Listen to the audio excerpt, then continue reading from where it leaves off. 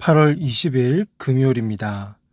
오늘 새벽 우리에게 주시는 하나님의 말씀은 로마서 7장 1절에서 6절까지 말씀입니다. 형제들아, 내가 법 아는 자들에게 말하노니 너희는 그 법이 사람이 살 동안만 그를 주관하는 줄 알지 못하느냐. 남편 있는 여인이 그 남편 생전에는 법으로 그에게 매인바 되나 만일 그 남편이 죽으면 남편의 법에서 벗어나느니라. 그러므로 만일 그 남편 생전에 다른 남자에게 가면 음녀라.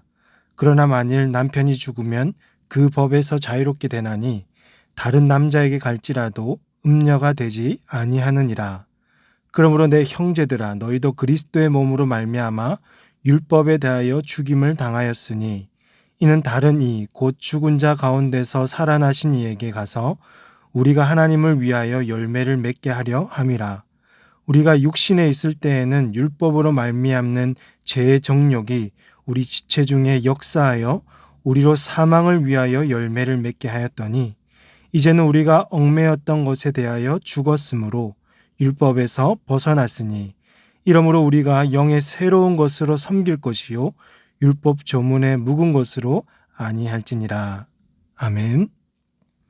오늘 설교는 이 4절에서 나오는 그러므로 내 형제들아, 너희도 그리스도의 몸으로 말미암아 율법에 대하여 죽임을 당하였으니에서 율법에 대하여 죽임을 당했다는 의미가 무엇인지를 찾고, 또 말씀대로 사람이 율법에 대하여 죽었다면 그럼 이제는 무엇을 따르며 살아야 하는지를 여러분과 함께 살펴보려고 합니다.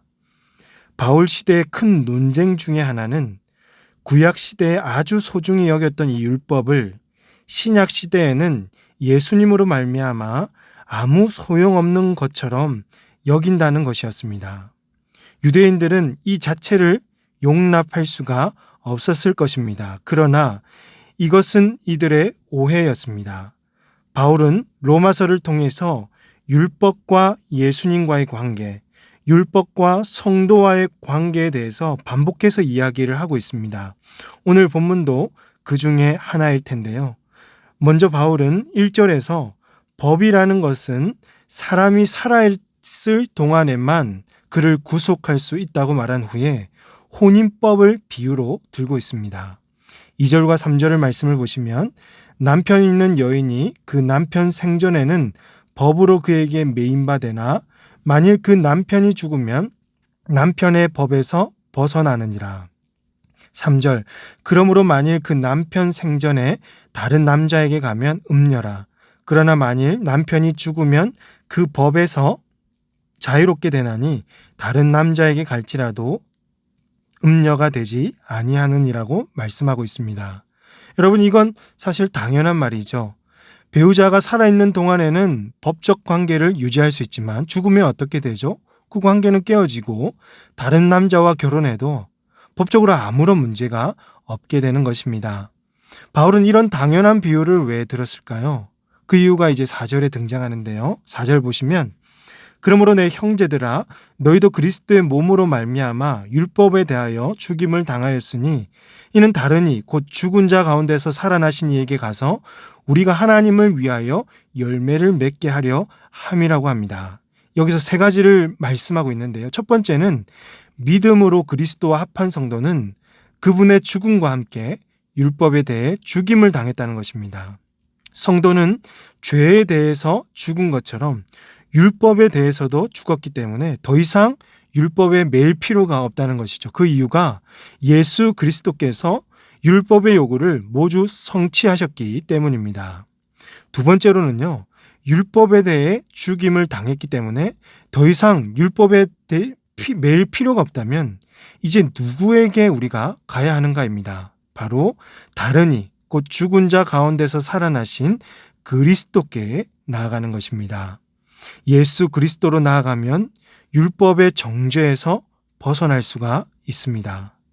마지막 세 번째는요, 그리스도께 나아가는 자는 이제 하나님을 위하여 열매를 맺을 수 있다는 것입니다. 율법 안에서는 선한 것이 하나도 없고 죄인의 한계만 느꼈다면 그리스도 안에서는 생명의 열매를 맺을 수 있게 되었습니다. 예수 그리스도로 인하여서 죄인들에게 놀라운 변화가 일어나게 된 것입니다. 이어지는 5절 말씀에서 우리가 육신에 있을 때에는 율법으로 말미암는 죄의 정욕이 우리 지체 중에 역사하여 우리로 사망을 위하여 열매를 맺게 하였더니라고 말합니다. 우리는 이전에 육신에 속해 있었는데 그러면 지금은 육신에 속해 있지 않다는 말인가요? 이런 뜻이 아니라 육신이란 무엇을 뜻하냐면 죄와 사망의 지배를 받던 옛사람의 모습을 가리키고 있습니다. 이때는 교만과 온갖 정욕에 의해서 나타나는 것이라고는 사망의 열매밖에 없었습니다. 그래서 율법이 주어져도 그것을 지킬 만한 아무런 능력이 우리에게는 없었던 것이죠.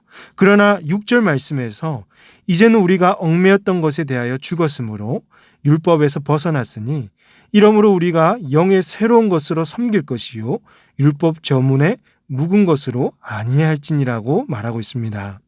이제 우리는 그리스도 안에서 율법에 대해 죽은 자가 되어서 전에는 죄의 정욕 때문에 죄를 지을 수밖에 없었던 존재에서 이제는 성령님이 주시는 능력으로 하나님을 섬길 수 있는 존재가 되었다는 말씀입니다. 우리의 힘으로는 선을 행할 능력이 아예 없었지만 이제 성령께서 도우시면 우리에게 선을 행할 능력을 주시겠다는 것입니다. 그러므로 이제 우리는 율법 조문에서 벗어나서 성령을 믿고 따르는 영적 존재로 새롭게 거듭날 수가 있게 되었던 것입니다. 사랑하는 성도 여러분, 오늘 말씀을 통해서 우리에게 주시는 교훈은 이것입니다. 첫 번째로 신랑 되신 예수님을 사랑하며 주님을 온전히 섬길 수 있기를 바랍니다. 바울은 그리스도와 성도와의 관계를 말하기 위해서 혼인법 비유를 들었죠. 그리스도는 바로 우리의 신랑이 되시며 우리는 그리스도의 신부가 되었음을 말하려고 하는 것입니다. 사람이 혼자 지내다가 결혼을 하게 된 순간부터 가정을 지킬 의무와 또 배우자를 사랑해야 하는 책임이 생깁니다. 배우자의 기쁨이 나의 기쁨이 되고요. 서로의 사랑 안에서 진정한 행복을 느끼게 되죠. 모든 삶의 초점이 나에게서부터 이제는 배우자 그리고 가정으로 향하게 되는 것입니다. 여러분, 이와 마찬가지로 예수님은 우리에게 자유를 주셨고 죄로부터 해방시켜 주셨습니다. 이로써 예수님은 우리의 신랑이 되셨던 것입니다. 신부인 우리는 신랑 되신 예수님만 사랑하고 섬겨야 합니다. 신랑이 기뻐하는 것을 함께 기뻐해야 하고 신랑 되신 주님과 서로 사랑할 때 진정한 행복을 느낄 수가 있는 것입니다. 그러므로 사랑하는 성도 여러분, 죄와 사망에서 건져주신 우리 좋으신 주님만을 사랑하시고 한눈 팔지 말고 주님만 바라보시는 저와 여러분이 되시기를 주님의 이름으로 축복합니다. 주님과 연합하여 있을 때 그때가 가장 안전하고 가장 편안하고 행복한 줄로 사랑하는 성도 여러분 믿으시길 바랍니다. 두 번째로 성령 안에서 참 자유를 누리시길 바랍니다. 예수님은 모든 율법의 요구를 다 이루시고 율법을 완성하셨습니다. 그리고 이제 우리에게 그의 영이신 성령을 보내셔서 하나님을 섬기며 새롭게 살 길을 열어주셨습니다. 그러므로 오늘 우리는 성령님께 우리의 삶을 맡기고 그분의 인도하심에 순종하며 살아가야 할 것입니다. 나의 힘과 노력으로 이 땅을 살아가려 할 때 결국 그것은 율법 안으로 다시 돌아가는 일이며 그 순간 실패와 좌절을 경험하고 초라한 죄인의 모습만 보게 될 것입니다. 나의 힘으로 할 수 없는 일들도 오직 성령님께 맡기면 능치 못할 일이 없음을 믿으시길 바랍니다. 우리의 삶을 주님께 맡기고 주님께서 우리를 부르시는 그날까지 하나님만을 섬기며 살아가는 우리 모든 성도님들 다 되시기를 주님의 이름으로 축복합니다. 기도하시겠습니다. 하나님 아버지, 죄와 사망의 법에서 우리를 건져주시고 생명의 성령의 법으로 인도하여 주시니 감사합니다.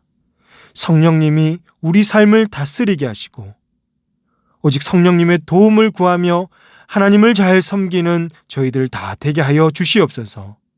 신랑 되신 주님만 사랑하고 주님의 기쁨이 나의 기쁨이 되도록 늘 주님께 초점을 맞추며 살아가는 우리 모든 성도들 다 되게 하여 주시옵소서. 이 모든 말씀을 우리 구주 예수님의 이름으로 기도하옵나이다. 아멘. 오늘 말씀을 기억하시면 기도하시고 주간 기도 제목으로 모든 소그룹 모임을 위해서 기도하겠습니다. 하반기에는 소그룹 모임이 진행되게 하시고 이를 위해 수고하는 모든 소그룹 순장님들과 교회를 책임지고 섬기시는 장로님들을 위해서 코로나19의 빠른 종식을 위해서 합심해서 기도하도록 하겠습니다. 기도하십니다.